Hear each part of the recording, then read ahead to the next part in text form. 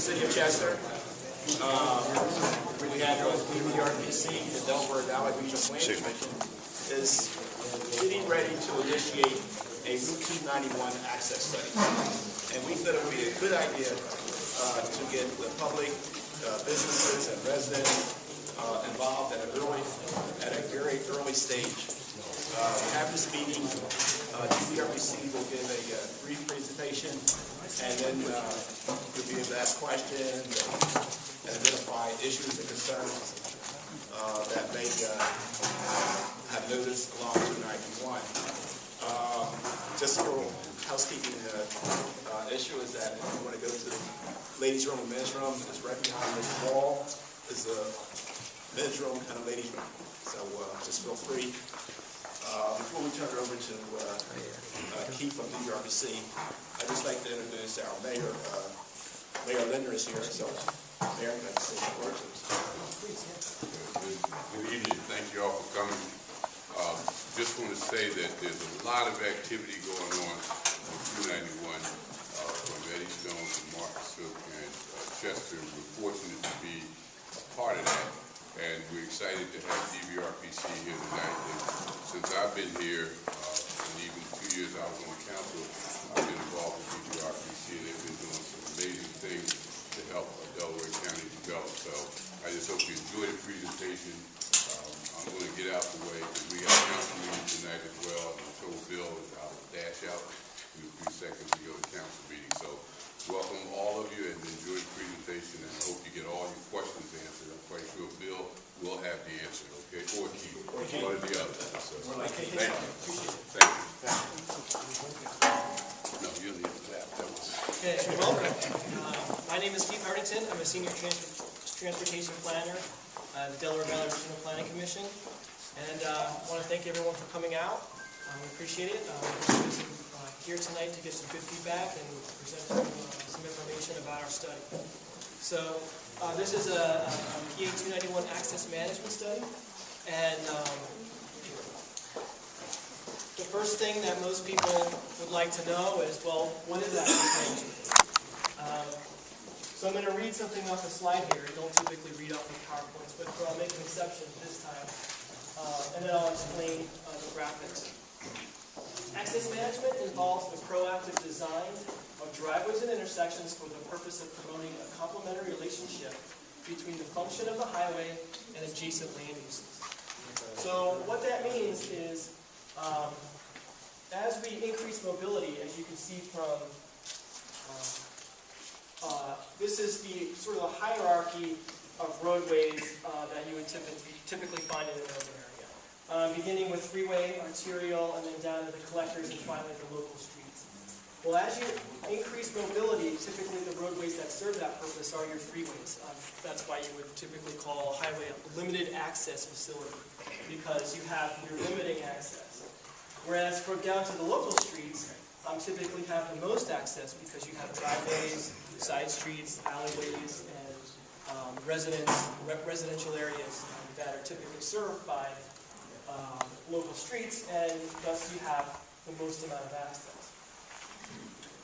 So on another perspective, as we increase mobility, we're typically implementing access management techniques because the part of the goal of access management is to allow for development without negatively impacting the roadway.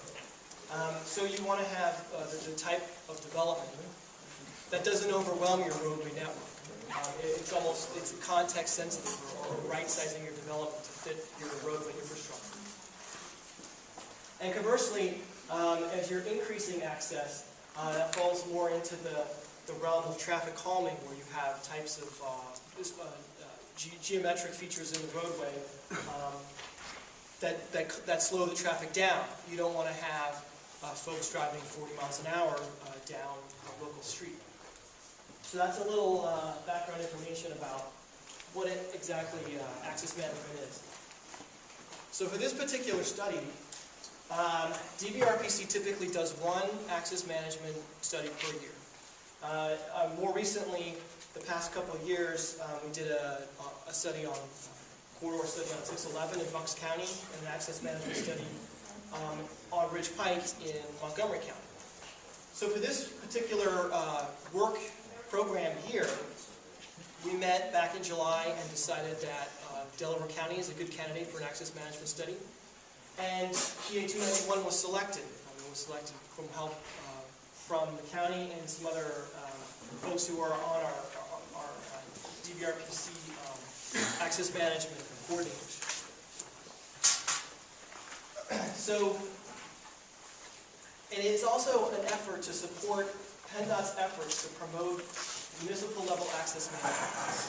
PennDOT passed a law back in 1997 saying that giving the authority to municipalities to have their own and create their own access management laws. As long as they meet PennDOT standards, and in fact they're typically more strict or more, I don't know what the correct word is, but they go farther than just the PennDOT manual. So that gives municipalities across the state a tool in order to implement access managed strategies. And so that's another reason for doing the study, is to find, identify problems, have recommendations, and that can be carried out through local ordinances. So the goal, essentially, is to improve mobility along PA 291, and that also includes improving pedestrian safety and vehicular safety, and to support existing and future land uses within the transportation framework.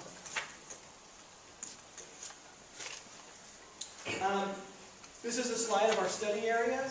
We're just on the very edge of Trainer Borough here. Along 291 is highlighted in the purple color, all the way up to Darby Creek.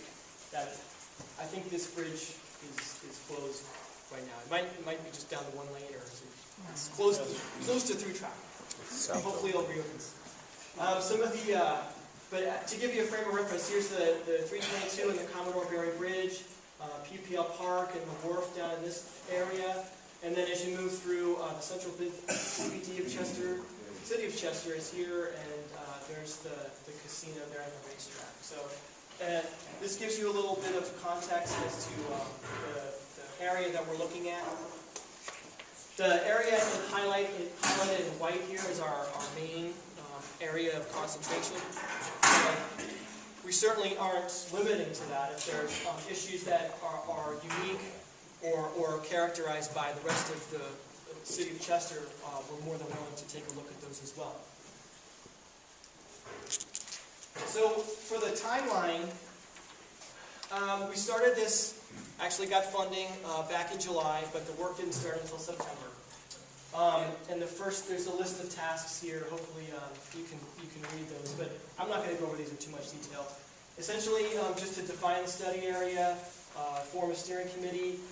We've done some the fall spent collecting some data, and I'll talk about that a little more in just a few minutes. Identifying strengths and constraints, making recommendations. Eventually, we'll get to some developing some scenarios. And eventually, we'll wrap this up in the form of a formal report.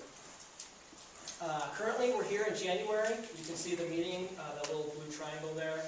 That's where we are right now, and we're just at the tail end of our period of getting recommendations together. So hopefully, we'll get some good input from the folks here tonight, and we'll continue that.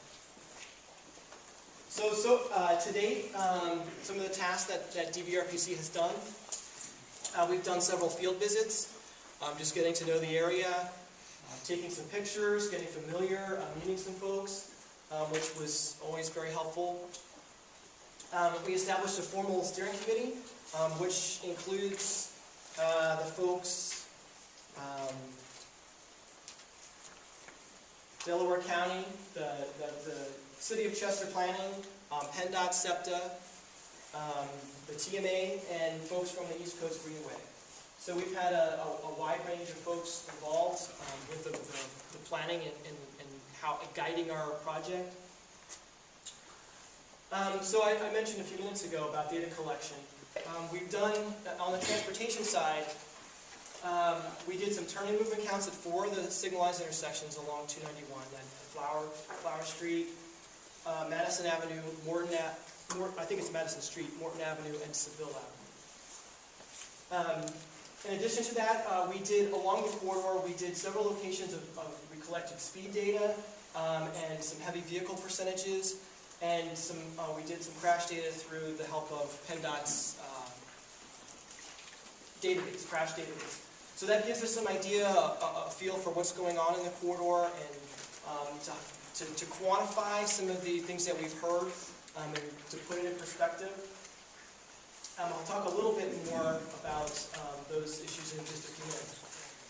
And we've also done more on the land use side and the zoning side. We reviewed some of the previous documents and plans, including the Vision 2020 in the City of Chester, and proposed developments, both from what we've done in our own research and from what we've gotten from various folks and folks that we've met with, including which we met with the mayor, the city council, and the planning commission. We met with Delaware County representatives. We went to one of the coastal zone task force meetings that was held back in October, I think, and folks from the East Coast Greenway. So we're glad to add to our list here tonight. So I just kind of talked about what we've done, and I'll talk about where we're going. So where we are now is we respond to public participation. So tonight we hope to get a lot of good information, some suggestions, recommendations, issues and concerns that you have. We have various ways to address those issues, and Emily's going to speak to that in a few minutes. And with that, we'll formalize our recommendations and develop an implementation plan, eventually leading to a draft report. At that time, we'll have another steering committee meeting for folks to review the draft report. We'll make some changes, edits, suggestions, and then eventually going to a final report for distribution. So through our data collection efforts and our time spent in the field and meeting with local representatives, we've identified some of the strengths of the city of Chester and the waterfront area. Probably being the most, the strongest strength, if you will, is the waterfront location. There's access to recreation. It provides jobs in industry and location to port facilities. So the waterfront location is certainly one of this area's assets. The existing infrastructure of the CBD, we know that there's some vacant properties in the CBD, but that's an opportunity. There's places that can be rehabilitated and to bring life back into the CBD. There's a viable train station and some other amenities that can be looked at in a positive way. It's an opportunity. Also, the location of the East Coast Greenway. There's bike lanes, I think, in Borough, and also that are soon going to be in Marcus Hook, and that can be linked and connected on 291 through the city of Chester. Also, access to transit. There's 3 SEPTA regional rail stations in our study area, including Highland Avenue, Chester, and Eddystone. We also have access to major highways, including 322 and I-95, and just a little ways up the road, 476. Also, the freight network and the rail network. We were down doing field work just a few weeks ago, and we realized and noticed that the rail line on Front Street is very active. We saw several trains just in the period of a few hours, which I was surprised. I didn't know that it was such a viable rail facility and goods and whatnot coming in and out of the area via rail. Also, another strength is the waterfront activity centers, such as the casino and PPL Park and the wharf, which are all newer entities in this area. So perhaps that's a platform and a springboard to attract more of those types of facilities. And of course, public amenities, the parks, and some other of the the trail that's along the wharf and the riverfront, and so there's some other types of public amenities that lend itself to being creating this a strong community. So we also identified some issues and concerns, again, through our field work and meeting with folks. And a lot of these have, we've heard multiple times. The first of which is access to the waterfront. 291 is, at certain locations, it's 70 feet wide, close to 75 feet across when you have shoulders on both sides, 2 travel lanes and a median. So it's almost acts as a highway cutting off the neighborhood to activity centers located along the waterfront. I mentioned before, we did some speed data collection with the help of another department at DVRPC. And what we found was that there are fairly, I won't say significant, but high-ish speeds along PA 291.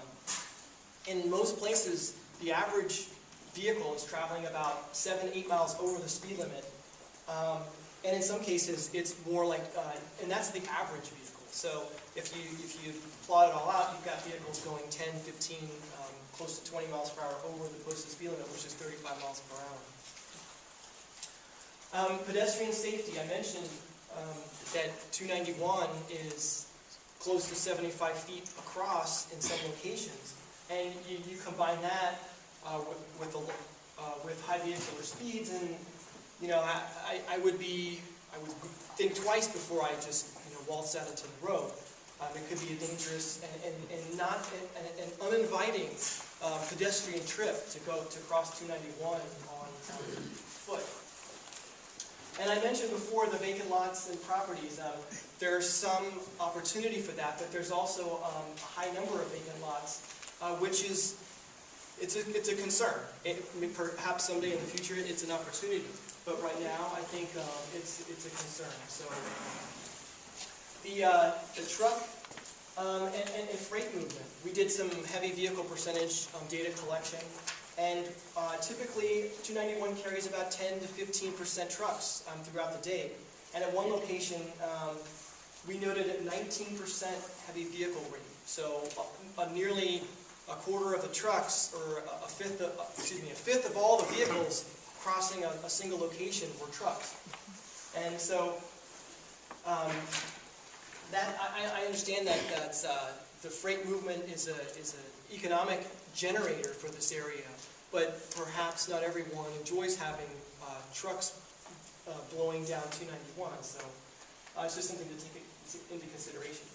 But we also have on our poster, we noted and we were made aware of the rail underpass, and some of them have low clearance, and that was also a concern that we found. The event parking at PPL came up. When there's large events, the Union and some other events there, that parking is a little haphazard. It's difficult to get in and out, and it's perhaps could be more organized, especially folks, the ingress and egress coming in and out of Chester, where you certainly want to accommodate folks coming in and perhaps stay for a meal or do something, but perhaps maybe the way it's structured right now doesn't lend itself to that. And there's many at-grade crossings. I noted earlier that we saw a lot of freight activity in terms of rail, and the rail crossings, a lot of them are simply a stop sign or there's nothing there at all. Typically you would find arms coming down or lights warning drivers that there's an approaching train, but some of the locations that we saw didn't have that. And lastly, the public amenities are somewhat isolated. We took a tour of some of the parks, Ethel Waters and Penn's Landing, and they're a little difficult to get to. When you're driving by 291, it doesn't stand out. Perhaps if you're familiar with the area, you know they're there, but you want to make these public amenities more visible, perhaps in the way of wayfinding signs or simply increasing the number of amenities and having some type of linkages between them. So, again, these are just some of the issues and concerns that we identified. I'm now going to turn it over to Emily Costello, and she's going to give us some information about how we can continue to make our voice heard. Thank you, Keith. Thanks for coming. We really appreciate everybody being here tonight. And before you leave, we want to ask you to do a little bit of work. So back at the table when you first came in, if you didn't get a chance to sign the sign-in sheet, please stop by and sign it on your way out. That way, if there are updates to send or we need any more information, we have a list to contact you. Please view the posters over here. We're going to be available, so when you come over and take a look, there's a potential development poster, there's one for mobility, some connections, and some amenities. That's just to get you guys thinking about things that are important to you. We're going to be over in this area, so we'll be available. Keith, myself, and Dave Anderson, we're all on the project team, and we'll be able to answer your questions and write down any concerns that you guys want us to. As far as the sheets that you picked up when you came in, there were two different ones that look very much the same. The thick one is the information sheet, so feel free to take that, or as many as you want, and take them home and give them to anybody. The thinner one is the questionnaire, and we would really like you to fill that out before you leave today. Don't feel like you have to put your name on it. If you want to remain anonymous, that's fine. We're not going to try to track you down, but we really do want your honest answers on here. And then finally, we have maps. They're two maps. They're both the same, because we didn't know how many people would come. We didn't want it to be too crowded. But both of those maps show the entire study corridor, and feel free to write on them with the markers. Note anything on there that you want us to be aware of. If there's any new development that you are aware of that we might not be, please note it on the maps. And like I said, or you could just tell us verbally, because we'll write it down. Other than that, we're just thankful that you came, and we're here to answer your questions. So also feel free to help yourself to the remaining refreshments in the back. Thanks. Just one more thing there. Sure. So if anyone who needs more clarification or wants to ask me questions, I'm going to be around. We'll just be hanging out here. If anyone that came in late that wants me to cover some of the materials that they may have missed, I'll be more than happy to do so. And finally, we have a simulation here.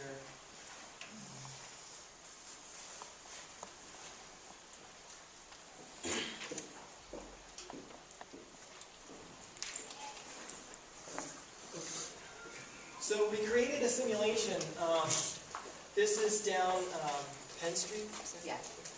Right off of 291, and it gives you an idea of perhaps what this corridor could look like. When we first met with Phil Payne, he was mentioning that the trees are small, and hopefully through the years they'll grow to become fuller and give you a more kind of break up the visual concrete that you see now. We've got a green middle. Some greenery in the middle of the street, the two-way left turn lane that's perhaps concrete now, could be some green space in the future. We put in a value market, which is, we were come to light of the Fair and Square, the supermarket that was located on the, is it on the edge of the, near Trainer Borough? And thought that this would be a good location for a small supermarket.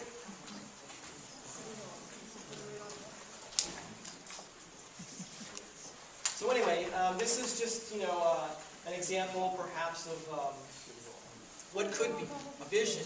So we have some ideas here. You're more than welcome to take any other opportunities or comments that you have.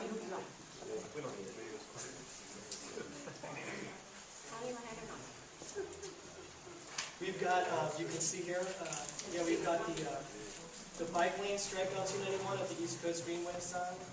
If we have a bicyclist, so he's not moving. He's balancing very carefully. Yes. Questions and answers here. I could take questions now. Yeah, that's. Just like that, one thing. Please. As you look through these pictures, we always 291 has always been classified as an industrial highway.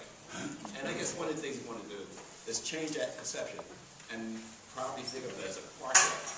And one of the things, right now you look at it, it's just a 5-lane asphalt road, and it looks very unfriendly.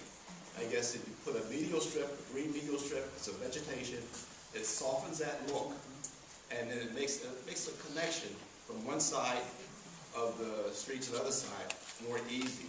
And so as we go through this process of developing some of the issues, how we make those connections across at various locations and make it safe for pedestrians and also for vehicles traveling that road.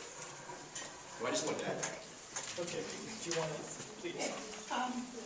It is an industrial highway, and there are a lot of businesses along the highway that employ citizens in Chester and other places. I would not like to see, green is great, everybody loves that, but I want to be sure that you haven't interviewed any businesses as far as what you said here. You talk to various people, Right. but you've got people like, Scott Paper, major employers, Right. Very important employers. with a Yes. great deal invested Yes. in that highway. So I'm wondering why that wasn't done. Well, this is an opportunity to do so now. They were all invited. All the business community was invited to the Yeah, meeting but- tonight, so we were really hoping. Well, typically, when we do a planning study or a corridor study or an access management study, it's typically with public officials. Now, the business community is obviously can be represented and heard and made their issues addressed or inventory or however you want to say it. But typically, we don't include large private firms into the steering committee because we're trying to get the goals of the township. And the goals of the township should be in line with the business community. So if we hear from Bill Payne in the city of Chester that we want PA 291 to stay as it is or to make sure that we ensure that we encourage certain types of development, then that's what we do. And that's the input that we're looking for. So does that answer your question? I don't think, yes. I think one thing that we needed to say was that we feel that the industrial businesses along 291 are extremely important and we don't see them going anywhere, okay? So part of the access management principles is how to accommodate, make the truck movements work for everybody. Obviously, we're not trying to reduce the number of trucks coming through because they need to be there to get to the businesses.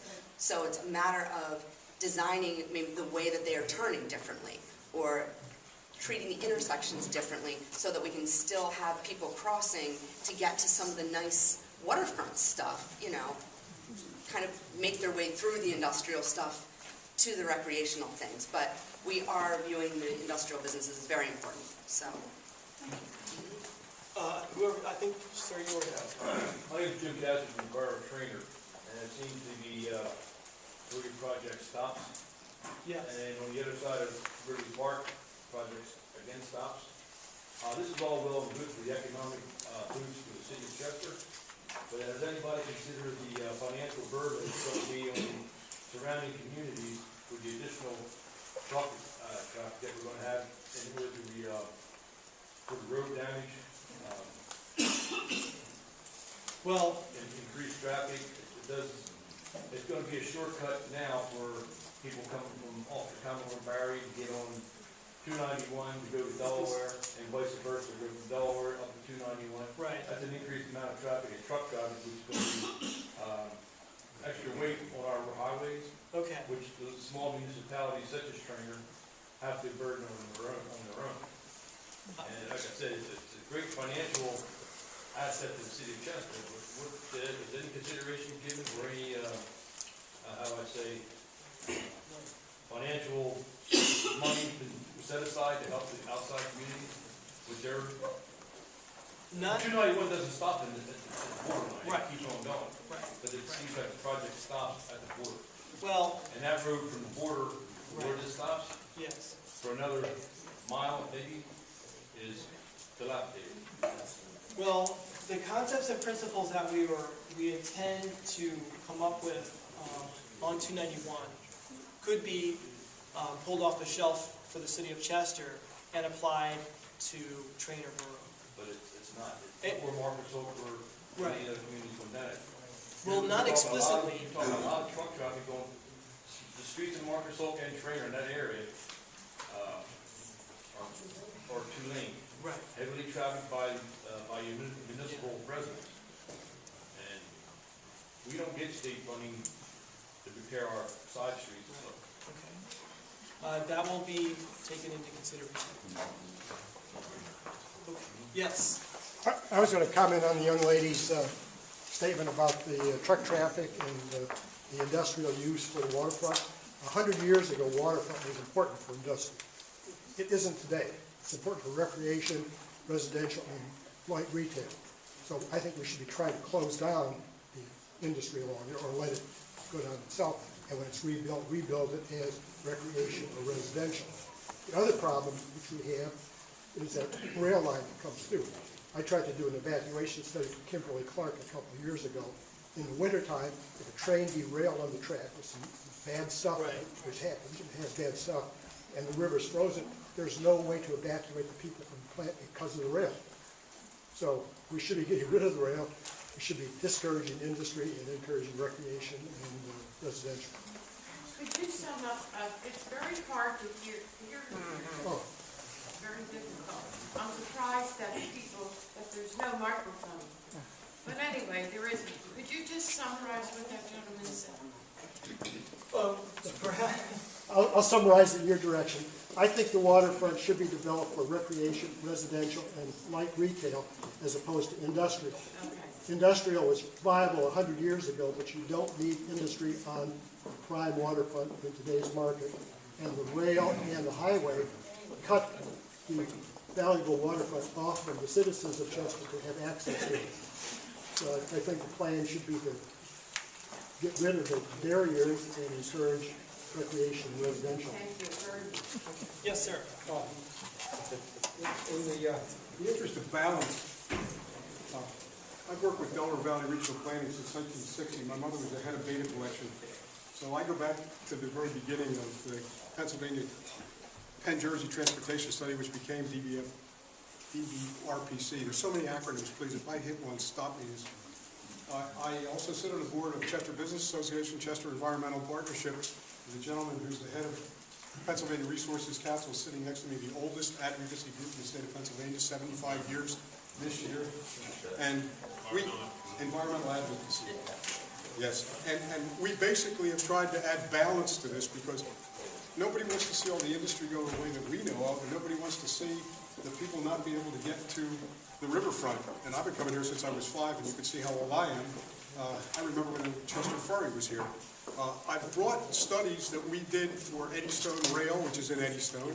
We work with the people in Marcus Hook and in Trainer and all the rest of the other areas, because what we're trying to do is get a consensus and a group and many expert groups that are not going to get scared away by a, quote, derailment, are going to be very safety-oriented with the new technologies that exist. And we have documented evidence from people. John Razor's sitting right here. John is a recognized expert in risk and in data collection. Jack Galloway's here. And the last thing we want to do is have anybody say you didn't get the information out there. So I have cards with me. We have presentation formats here. The mayor is going to come, the mayor of Chester is going to come to Eddystone tomorrow to tour the site. This is free and open dialogue for all of us who've been around and are, quote, environmentalists, but we're also people that realize that if it's wonderfully green and nobody has a job, it's not a real good combination. So what we're trying to do is add balance to this through all the organizations that Ria's sitting here. Ria's been, how many years have you been here, Ria? Since 1986. There we go. And live here now for 17 years. The former chief financial officer of Keystone Foods, McDonald's, hamburgers sitting over here. We have a cadre of people, some of the smartest people I've ever met. I'm the ham sandwich at the banquet. I didn't mean to take so much time, but I've documented evidence of what I'm saying to you, and I'll be more than happy to answer questions or put the other people that are kind enough to be here with me. My name is Jay Vassell. Thank you. Yes, ma'am. Oh, go ahead, Judy. Oh, I just have a general question about where the study is going. And you're doing the study, and what are the outcomes that you are seeing from this? This is just information that people will have at the end of it, or is there recommendation that money be put in particular places, or tell me what the end product is. Well, an access management study is going to cover some of the basic elements in an access management study. Like I said, we've looked at the speeds of the vehicles, heavy vehicles, congestion, level of service, and land use, and different components that are common to access management studies. But for this particular study, access management isn't at the forefront of the community, and it doesn't really fit the way that some of our previous access management studies have in the past, because there's more or less focused on curbing congestion. What can we do about congestion? There's too many curb cuts, the left turn lanes aren't long enough, etc. So for this particular study, we have an opportunity to branch out and to take a look at some of the things, like as mentioned, like jobs and industry. Do we want, does the riverfront, is it better to have recreational opportunities? Thank you. Can you hear me? Hello. Okay. Perhaps we can. Thank you very much.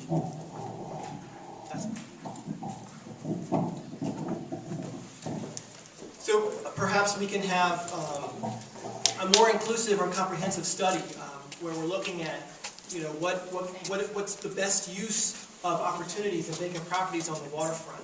Do we want more industry and jobs, or is it better suited for recreational purposes? Or perhaps we want to create different types of jobs, maybe not industrial jobs, but different types of jobs. So this is where we are now, is to kind of bring these ideas together, and that's why we're asking you to fill out your forms to try and bring some consensus to a group, because we obviously have seen that we have varying opinions about what should be done and where and to what extent, and that's good. That's what planning in this process is all about, is to bring people together. So we have we've come up with some general tasks and things that we've accomplished so far, which I talked about earlier. But from this point forward, it's more going to be shaped upon the results of what information that we gather tonight. Do you want to say something? Yeah. Please. But it's not going to be a land development plan. That's not what we're doing. There will be specific recommendations made for things like ways to realign an intersection so that the trucks move better and the people get across safer. Ways to treat, if there are any appropriate mid-block crossings, if median strips are appropriate, exactly where to put the bike lanes, whether or not you need other pedestrian facilities. So there will be specific, they're physical improvements that will be recommended. And that's why we're trying to get a very good sense of the development context, because obviously you don't want to recommend something thinking, oh, this will be industrial forever and ever and ever, if we know it's going to be changing. But we also don't want to say, oh, it's not going to be industrial in 5 years, so we're going to do this instead and not accommodate for what's here now. So we need to balance what's here now with what's probably what the people in Chester want to have here, and make the physical realm match the vision. Emily, one comment here. Are you aware of the new 100-year floodplain maps? Yes. Most of this area is in that floodplain.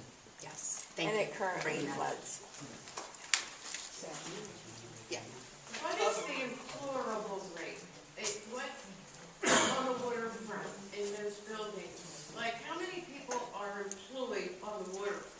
Well, we don't have that specific data. Do we have that? But we have access to it, and we're getting it pulled out. We have a database that we just got, and that is supposed to give us the location of every employer and the number of employees they have. But what's making it a little bit confusing is that sometimes we'll see like a dot for a business on the map, and it'll say 1,000 employees, but really only 2 are in that location because all the rest are out like driving or something. So we're trying to get that information like to make more sense. But that's where we are with that. We did purchase it, so. The area where you had the superstore? Yes. That's That's out right. here, that's out here on our, in the city hall parking lot. Well, there's a vacant property, or at least a patch of green space on the far side of the parking lot. So And you mean over there where we took down, Chester Arms? I'm not sure what was That's there. that big lot, that empty, yeah, it was Chester Arms there. Right. And So- we took it down, so what, you wanna take that off as being in our parking lot and put it over there? It's still just a suggestion. We don't actually, that's just an idea saying like, you guys don't have a supermarket downtown, you have your central business district that you're trying to revitalize, you have residents here, we observe people getting off the bus with ShopRite bags that had come from a pretty good distance. Yeah. So that was just one suggestion we came up with, it was that a supermarket in this area would be a good thing, and that's one place you have some land. That was, obviously we're not recommending actual development. There's a gentleman back there who's had his hand up for a few minutes. Please. Does your study take account of population forecasts? Yeah, that will be in our report, both 2012 or 2013, whatever the latest demographic data that we have from formal DVRPC data, out to probably a 2040 horizon year, both in terms of jobs and population. So we can get some idea of at least projected out what the city of Chester will look like in 2040. Yes, ma'am. I'm still trying to get a handle on this. Who is it you're reporting to? What, when you're making the recommendations, we recommend this and that and the other thing, who are you recommending it to? The most direct answer to that is the city of Chester and Delaware County. Okay. So those are our quote clients. Right. But as part of the process, we're able to incorporate other voices and take in a host of information from other sources. Okay. Yes, you please. Okay, what I think this whole thing is working backward. I think the planning for the development has to happen, other than safety issues on 291, and certainly a grass plot, the median is Right. fine. But I think we have to concentrate more on developing all of these properties in order to then key into what has to be done with the streets, because anything done today could be obsolete in 10, 15 years, and we have to do it all over again. Yeah, that's one of the main reasons why it's so important that we make sure that everything we're recommending is in line with the City of Chester's Vision 2020 plan, because a lot of work has already been done on the way that they see the city shaping up, and people have already given a lot of input, and we can't just discount that and move forward. So that plan showing where the city wants to be in terms of development, the way they want the planning districts to look in the different neighborhoods. So we're trying to combine that already done visioning work with anything real that's on the ground right now and anything we know about that's proposed. Yes, sir. Just to get a perspective on the whole thing, the Delaware Valley Regional Planning Commission. Right. You're not a governmental. You're not a branch of the state government or any other No. government. Is that your? Would you like me to Well, comment on that? I'll just expand on that a little bit. I noticed in looking at your board members and so forth that there are a lot of representatives from New Jersey Department of Transportation, PennDOT, various people from local governments, and some people that are appointed. I know the governor gets to appoint a couple people or something like this. But you're not an agency that has a budget that's going to pay for all this work or anything like that. No. So would you say that you're a commission that's been formed of people that are interested in the general welfare, or what is the source of your interest in this? Okay. Well, our motivation. Our money comes from the Federal Highway Administration. Okay. And we're not a government entity. We're what we call a quasi-government entity. And we have state funds and local funds that come through, and we do various studies we're through our work program. So each year we have a host of projects that we undertake. And you mentioned something a couple minutes ago. I'm trying to jog my memory. And I think I've gone blank. But so we try to be a neutral party to all the interested folks. I mean, like I mentioned before, our quote clients loosely are Delaware County and the city of Chester. But we also try to hear voices from the business community and citizens and different groups from the East Coast Greenway and so on, and try to have a published document that's going to reflect good planning principle combined with the interests of the people that live there and that are invested in this community. And also a cohesive thing that looks at the whole valley, Delaware Valley region, right. Not just one little section. Yeah. Essentially, yeah. We claim, or we try to be as neutral as we can, and we're tasked with doing data collection, and I ran through the series of tasks that we're going to undertake for the study, and we're going to do the best we can. So there will be an opportunity when we have a draft report.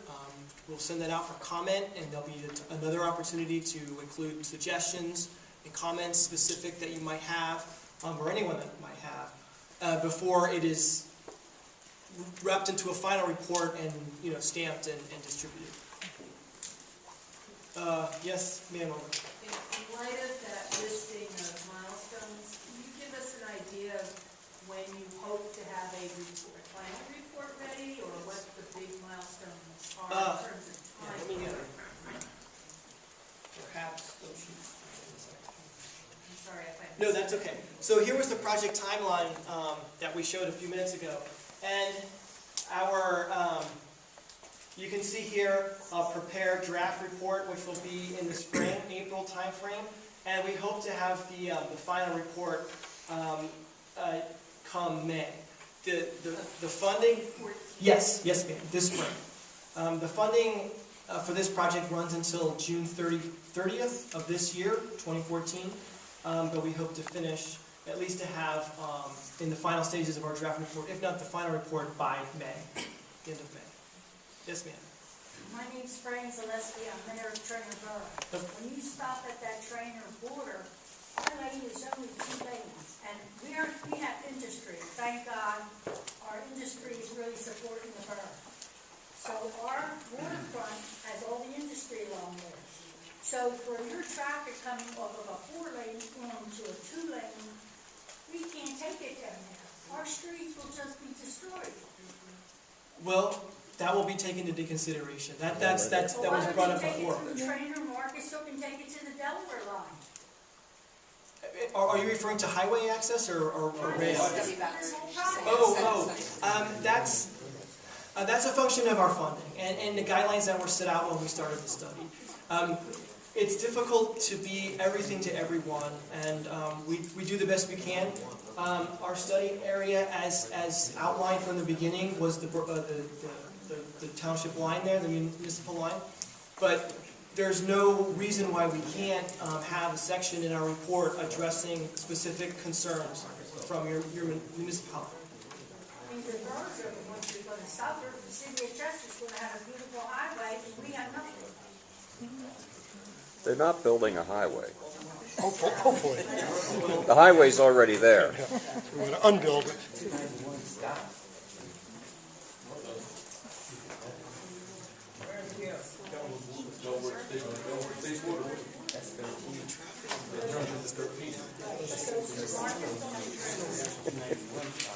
Yes, sir. I'm sorry, 1 minute. Yes, hi, my name is Tim Antes. I'm with the North Borough Council and the Planning Commission. Thank you for the invite. I appreciate it. As far as Norwood is concerned, as far as Norwood interest is, with the Greenway project, that's eventually going to come through our town. I understand why you're taking a specific right now. We can just say 291 all the way down to the Philadelphia airport if we really felt like talking that way.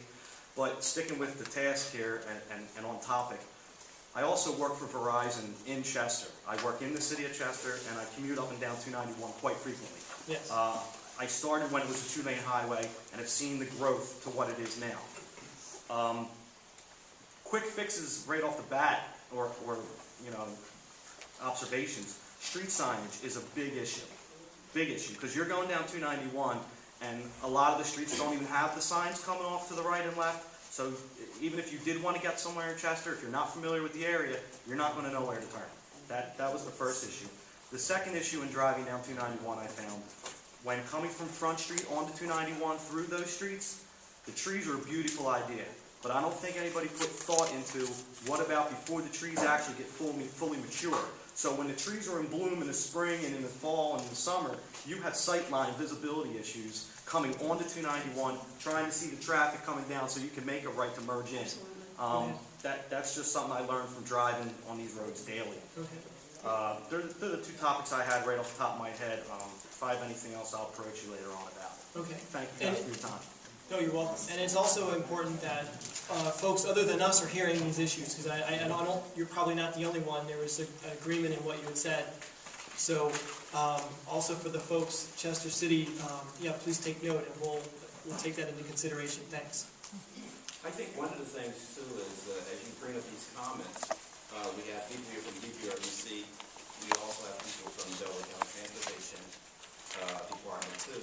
And as you identify these issues, these are some things that we can start thinking about doing some work on. Here are some concerns. Let's look at 291 from Trainer to Marcus Hook. Let's look at 291 from Eddystone to Tenneco. So those are some of the things that we can really talk about and maybe putting on the DVRPC's work program in the coming years. But I agree that these issues that you bring up are very important issues, and that's why they're here today. Is there anybody here from like housing? Or like, it's wonderful. I get this beautiful picture riding, you know, with the trees and the bicycle path and all of that. And then I look to my left, and we have all these vacant houses. We have people that can't even afford the house that they're in. Then we have a whole group of people in Chester between 20 and 45 who have no jobs and can't get a job. So are we just doing this so that it looks pretty as the trucks go through, or is something else happening? Because the route into the casino and the route into the ballpark, those houses, although they're low-income houses, look very nice, and then it ends. And it's not that I expect an answer. I just have to say what I said. Our Vision 2020 plan takes care of all housing along 291. We have a housing element in Vision 2020 that takes into account every portion of the city of Chester, every neighborhood, main characteristics of the housing, what new types of new housing can you do, and what it's going to be used. Go in and acquire and renovate the existing ones or add new infill housing in it. So if you read that, you'll see the entire city of Chester and every neighborhood. Because all of it goes together. It all makes a whole picture. Everybody can't just do their own little part without the whole picture. That would be great to see. It would be great to see a whole picture. Unfortunately, this project is limited in scope, and there are other issues in Chester that we're not going to address in our report because we can't encompass everything just with the time and the resources that we have. And we were tasked with an access management study, and we're doing the best we can to kind of bend those rules and to include more than just access management, because there are a lot of other issues in Chester City that we have the opportunity to examine. It will be a much more useful document to take those things into consideration. So we'll do the best we can, but unfortunately it's not going to be, it can't be everything to everyone just with the limited funds that we have. And if you are concerned about housing and those sorts of things, I would encourage you to read the Vision 2020 plan, specifically the housing element. I found it to be a really good read. Yes. Yeah, it's right on.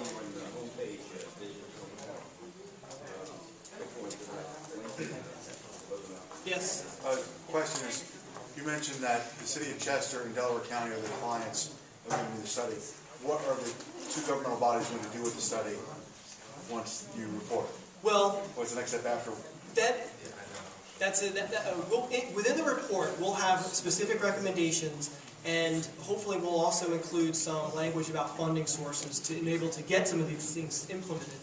And essentially we'll have some sample ordinance language in the back of the document that the City of Chester can lean on or use to help implement their own access management ordinances. So that's at a minimum.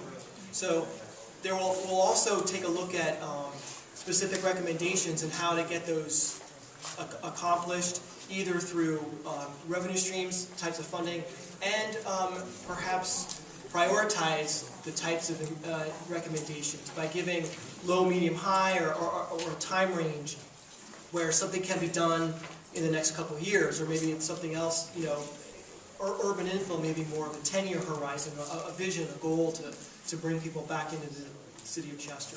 And then maybe something, 2035, 2040, 25 years from now, what do you envision the City of Chester to be? So it can be broken down into terms of cost and time horizon, and hopefully with some revenue streams. Well, just in the interest of time, because some people need to leave, if we want to move into the next phase now, where you guys browse around, mark up the maps, leave your comment sheets filled out for us, we'll be happy to talk to anybody with their questions one-on-one, write them down. So if we could do that now, sure, I guess that would be great. Unless there are any other concerns that need to be aired in front of the whole group. Okay, thanks. Okay, yes, thank you.